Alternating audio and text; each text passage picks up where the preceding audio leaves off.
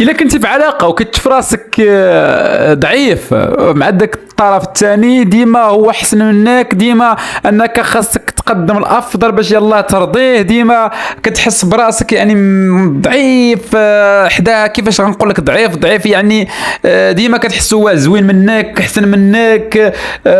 هو كيحسك بهذا الاحساس ان صح التعبير، هو كيحسك بان ذاك الانسان راه طوب عليك وانت لتحت، وانت كتحاول انك تقاتل وتقاد وهادي باش انك تعجبه، باش انك يرضي عليك زعما ويتقبلك ويتمشى معك حتى هو ويتواصل معاك.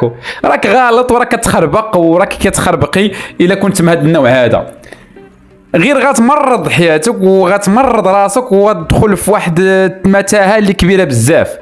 خليك مع الناس اللي كيعطيوك قيمه، مع الناس اللي كتحس بهم بحالك بحالهم، مع الناس اللي كترتاح معهم.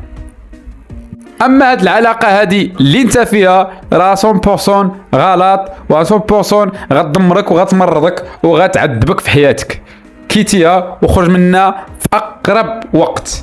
حنا كندخلوا العلاقه باش كنخرجوا مع ستريس ديال الحياه، نتعرفوا على واحد الانسان ولا واحد الانسانه باش هكا كنرتاحوا معهم في التواصل ديالنا، وكنرتاحوا معهم باش ان شاء الله الى سهل الله ويعني طورنا العلاقه تكون ديك الانسانه زوجه ولا زوج، وهكا كتكون عندك واحد المشروع كتبنيه على الارتياح ديالك مع داك الشخص وعلى السعاده ديالك اللي مربوطه من بعد الله سبحانه وتعالى مع داك الشخص.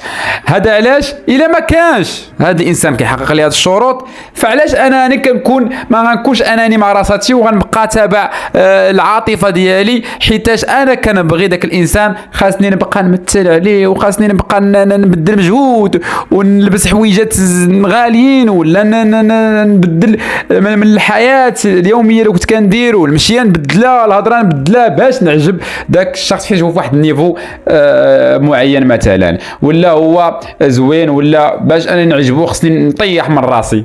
حشومه وعيب وحرام وجميع الكلمات يعني اللي ناقصه في حق هاد الاحساس اللي كتحسس به الذات ديالك وكتجلد به راسك. كون انسان كما انت، وانت راه عندك حوايج زوينين بزاف بزاف بزاف، وداك الانسان راه ما مصنوعش من الالماس، راه غير الدم واللحم، حتى هو كيدير الاحتياجات ديالو في المرحاض وعادي جدا.